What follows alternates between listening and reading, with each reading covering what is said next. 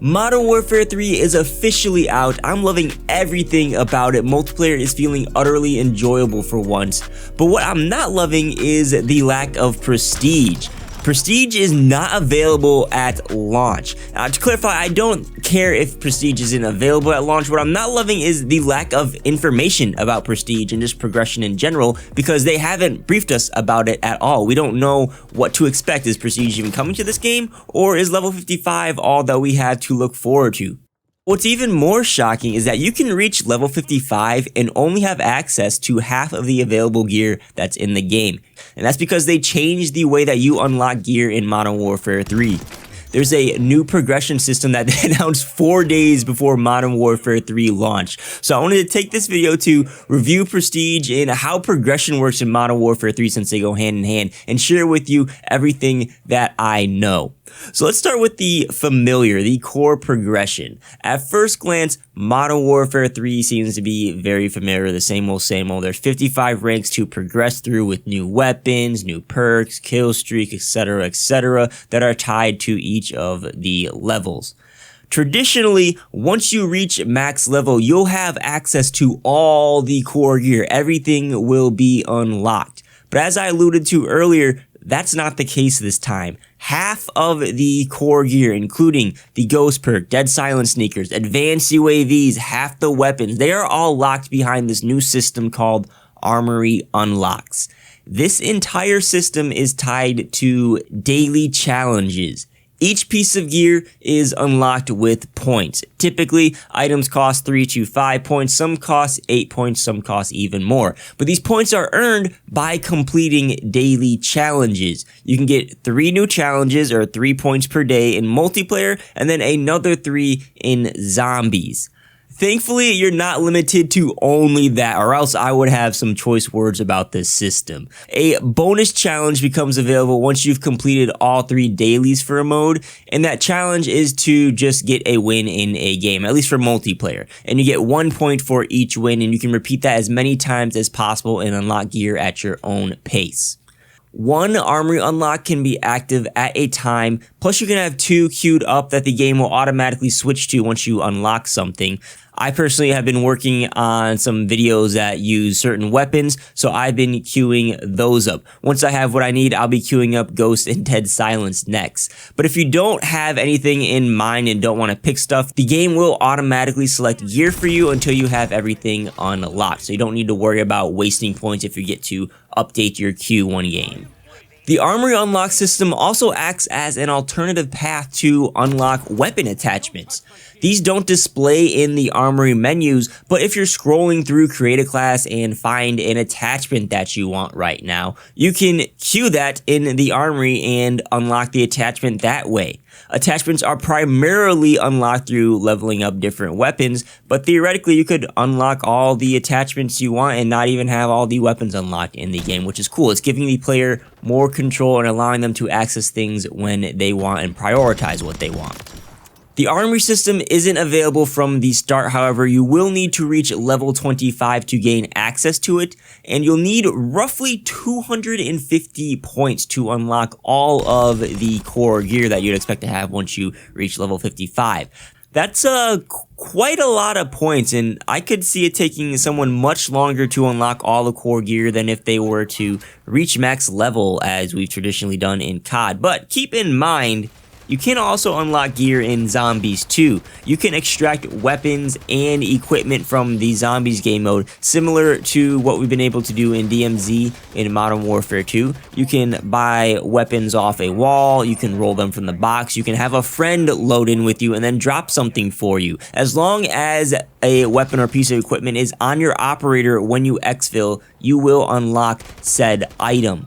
Weapons and equipment make for half the gear in the Armory Unlock. So if you go into Zombies and just try to extract gear as quickly as possible, you can probably burn through a lot of these Armory Unlocks much faster than doing daily challenges. So are Armory Unlocks a good addition or bad addition to the game? I have mixed feelings on this. I mean, the good things about this is it allows you to prioritize what you want to unlock. it also shakes progression up. It's freshening things up is always nice, especially when it's done in a good way. And from what I'm seeing with this system, everything seems pretty well thought out. This also incentivizes players to play the objective and win games for once, which is rare coming from a COD game. People are typically doing their own thing. I personally am always doing my own thing, recording things for videos or testing things out or unlocking camo. So now I might have to try to win games a little bit more. I also can imagine you can unlock all the gear pretty fast if you know all the ins and outs of progression, which you should know since you're watching this video. And if you really tried, I bet you can unlock all the gear before you even reach the max level of level 55.